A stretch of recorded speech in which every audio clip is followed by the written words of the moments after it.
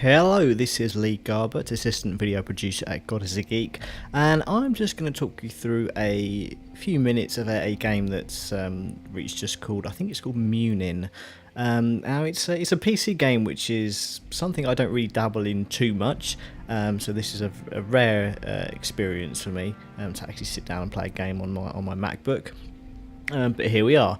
Now, Munin is a puzzle game, and it seems to be very based around Norse mythology, something I'm not too au fait with as such. So I guess it's based on real legends, but I can't really confirm that because I know nothing, and neither shall I pretend to, so I'll leave it there. But as I mentioned, it is a puzzle game, and it's got a very unusual mechanic. It's kind of like a single screen platform game, but the whole idea is that every area is kind of split into these quadrants that you can rotate by highlighting them and then clicking them. As you can see, I'm trying to figure out what the hell is going on here. This is the first time I played it.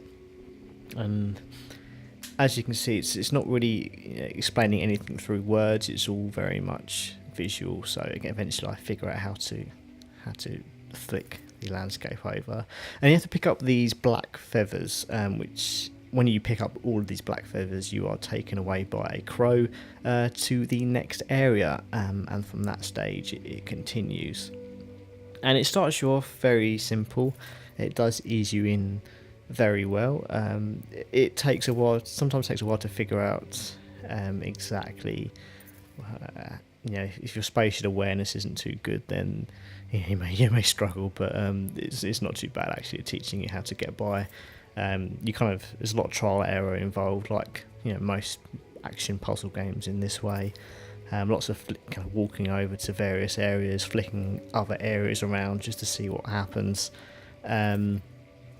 Now this is just the first chapter that I'm playing at the moment. There's quite a few chapters in the game, enough puzzling to keep you going for quite a while. As you can see, I'm being taken away once again by the crow. Speeding through these early levels at a relative pace just to show you what's what here.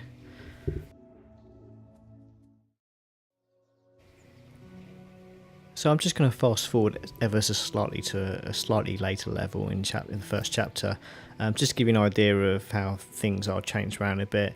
In this instance, if you click certain areas of the level, not only will it make that one spin, it will make other areas of the level spin around as well.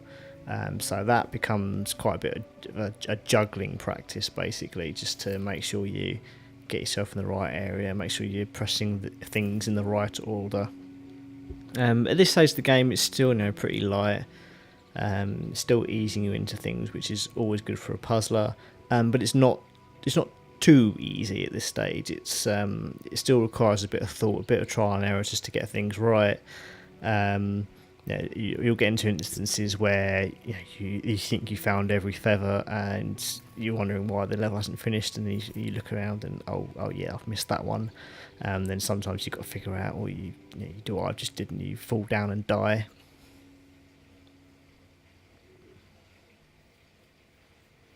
So I'm just trying again. If you die, basically all the feathers go back to where they were, so you've got to collect them again. So the whole cycle here continues, going around, flicking these levels around, trying to get to the feathers that I need to get to, and get to the right ladders, etc.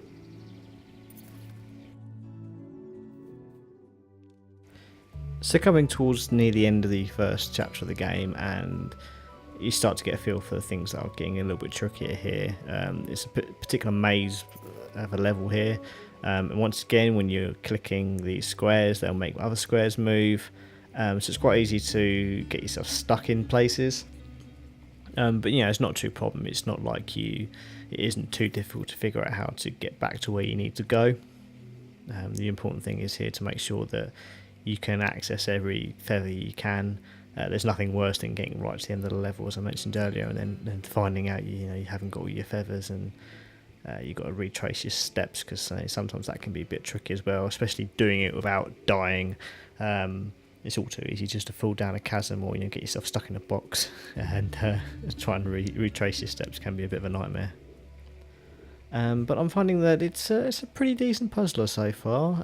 I haven't spent too much time with it, but on first impressions it seems like a light way of puzzling and not too much action. It's just a nice, simple, intuitive puzzle action game. A bit different. It's I can see it. I do wonder if there's enough in later levels just to keep you going, whether new mechanics involved, new hazards, or maybe enemies, just to keep things interesting. But I haven't played that much, so I can't say that for sure. But so far, it's an interesting game. Maybe worth a try if you fancy something a bit laid back for a change. It can't all be about shooting and explosions. But hey. Anyway, this is Munin. Give it a go. I believe it's on Steam. You can play it on PC and Mac. So give it a go. Keep an eye out for it.